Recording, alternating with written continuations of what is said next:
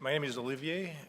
Been working with David for quite a few years on a SC project, and my company PowWow Energy started in 2013 to leverage existing data to try to predict water use, failures like leaks in water systems, and we try to engage the farming community. And what we've learned is two things, and I'll share some of the stories with you today. Farmers are innovators. And I'll give one example. And number two, a lot of the water that we use is what we eat. And so it's not about just the ag sector, it's also the way we eat food that sends price signals. And so I'm going to take you how water is used through farming inputs, crop production, and food processing. The first one is how to reduce the inputs. Energy related to water, water related to the crop output. So building on my Ranch mobile app, we're now sending text whenever there is a falling water table just before cavitation. And it's important because if you lower the bowls, you improve energy efficiency of the pump. If you wait too long, they get oxidized, and then the cost of repair is 10 times more. We had to also understand the changing behavior from the grower and what is environmental factor. And it's very hard because the surface water is a different energy footprint, and that allocation changes every year, ranch is every year, there's crop rotation, and so this is our SC pilot across 10,000 acres. This is the 2017 aggregate energy versus 2016, and you see this big difference. Predominantly, that's just the fact it was a rainy year. So you have to actually look at the data, remove what's just environmental, and look at the slope, time delays, to actually look at what people did differently. In that process, we decided that we would try to hit the accuracy mandate from the California Code of Regulations. So measuring water from energy is very difficult. The previous speaker alluded to that, because the depths of the water table can change within a day or across a season. And also you can work with sub-drip irrigation at 5 psi or sprinklers at 70 psi. So the load of the generator, which is a well, varies a lot. So in our case, we use machine learning to recreate the pump curve and use pattern recognition to understand what pump curves they are. And we're able to get a precision better than mechanical meters and not as good as magnetic meters. But that's good enough. We are certified as a water measurement for DWR. So this is a demonstration at Terra Nova, and this is a for example of what we learned.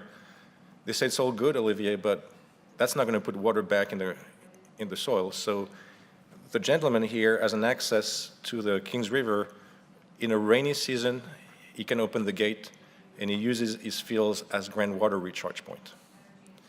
So on the left side, you can see our method compared with water meters to track the extraction of the well pump, but also the amount of flood water during the rainy season with the lift pump. We're tracking a number of other things with our smart meter approach, and we also have a monitoring well to track the seasonality of that table. And so in the case of Sigma, extraction might be regulated down the road, but the trigger for regulation is going to be the water table. If the water table continues to drop, then there's going to be some quotas like surface water 80 years ago. So we compare the two measurements, the application records on 12 crops, 4,000 acres, and our methods, and it was within 1%. So this is a first example of how you can use machine learning to get to a degree of precision that it's very hard with a closed loop approach.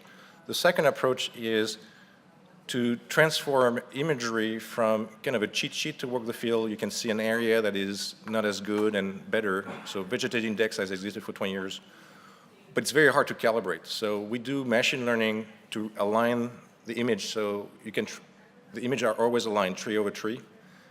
We do optical techniques to calibrate the image so you can do month to month and year comparisons. So in this case, those are images available on the market. We post-process them so we can actually track the NDVI, estimate the stem water potential for every single tree on a field. If you put that back in the loop, it's a little bit easier to make irrigation decision because if you put a soil probe, it's just one data point. How representative is that for the entire farm? Here we have tens of thousands of growth curve. So this is a field that had some issues in 2015. We look at historical imagery and we look at the growth curve. Basically, a plant is supposed to grow, a vegetative state, and then senesce before being harvested. So you kind of want to have that nice curve that you see at the bottom.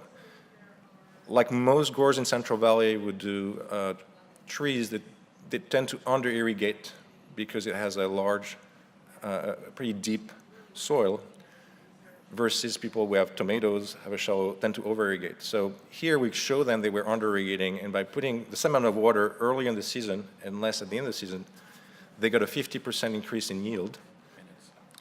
The last application is, there's a lot more data. And so working with processor, we got approached by the main producer of olive oil in California. Could you help me predict how should I harvest? Can we improve the quality of the oil? And it's mostly taste, and it boils down to a ratio of the moisture in the olives when you pick it up and its fat content. And so you're trying to harvest the olives late October, early November, so there's more fat because of the cold. But you don't want to wait too long because if you get a big rain, you can lose your crop. So what you see here is data taken from a Danish instrument called FOSS that measure the amount of moisture and fat content. And all those points measure the trade-off between fat and moisture in the olives. And as you can see, it gets better until the max, which was in a green circle, and they did an harvest event then. And after that, it went bad because it started to rain. And the last time of harvest was November 10th, and it was complete divergence. So we said, that's probably not going to be a good event. I visited the olive mill 2 weeks later and told me the best taste we've ever had was the harvest on October 30th, green circle. We actually had an emulsion, so it was disastrous on November 10th. It was too much water. So just an example, if you start integrating data and apply machine learning, there's a lot you can do to save water across the food chain. It's just about creating those relationships so people can share data and protect privacy. And what we learn is, the farmers are very eager to work with us. And like the groundwater management technique, it didn't come from us, it came from them. And so I think we can solve that problem by just educating the nutritious value of some of the food that are less water consumptive, provide tools to the farmer, and also align the regulations so it's not too much of a burden to farmers. At the same time, they can react to it. Like the students on UCSB campus, they'll save 15% if, it's a competition and not during their exams. Thank you for your attention.